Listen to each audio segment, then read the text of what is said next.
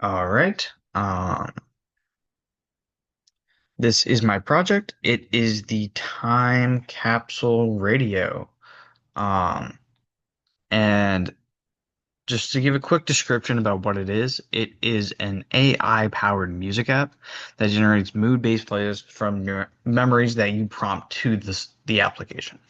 There's a bunch of different filters and things that you can do with it, which we will show in this. I'm not going to go too into detail about the Git repo. However, I just do really want to emphasize you do need this dataset.csv file to give you an example of what it looks like. It is 114,000 different songs with all like um, defining values, which is what we use to actually tell you what mood it's based off how the AI interprets the memory given. And now, if we go to the project itself, in order to run it in your terminal, you have to be within the project. You have to do streamlit run app.py. For the sake of time, I already did this, and I also just gave a really simple prompt, just kind of encapsulate everything all at once right here because some things do take time to load if they're very obscure. But you'll see what I mean in a second. So I put in party time, and I specifically said I wanted Katy Perry as one of my artists. I will show you what that implementation looks like.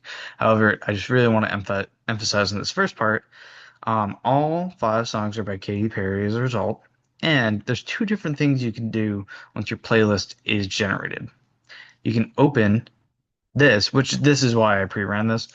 This can take time if the project itself, the songs themselves are very obscure. However, if you look, it opens up YouTube and creates a untitled list of songs or a playlist just automatically for you. Then you can also download it as a text file, and then within that, it just lists out all the songs for you. Uh, yeah, and so now to go into the implementation a little bit more, we can just put when I lost my umbrella. And then we'll just show some of these other aspects. So playlist length, you can go up to 20 with the minimum of one. And then you can include explicit songs. So if I didn't want any songs that were deemed as explicit, I can just hit this and it won't give me any. However, we'll include it. And then this for prefer popular songs. Each song had a popularity meter. And so depending on 100 being the highest, so the higher the number, the more popular it is. The only issue with this is if you wanted 20 songs, you wanted specifically by some random artists, and you put in um, this memory that generates mood, there's about 15 moods in total.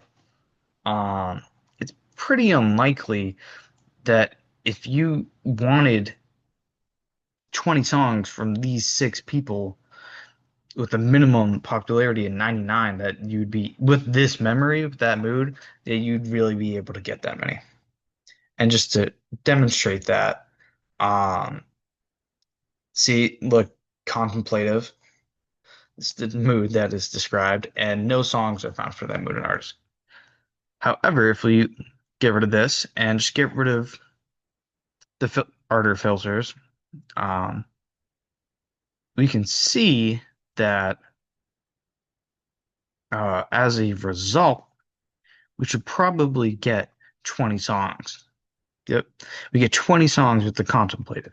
So it's not an issue of whether or not the mood has enough songs. And more so, if you filter it too much, you're probably going to get you're not likely to get 20 songs, and that's the really novel idea of this. You get 114,000 different songs in total.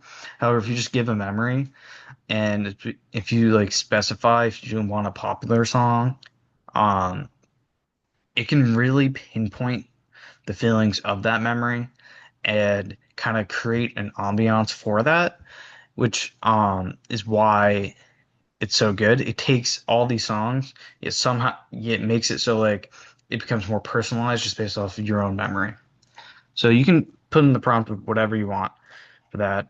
This will just eliminate all of it. If you don't put anything in, it brings up an error that you gotta um, enter a memory. However, um, so yeah, there's a bunch of different ways that this could be expanded upon. The UI could probably use some work, but for an example, but there's the time constraints. I think it's pretty well functioning. And I hope you enjoyed the project.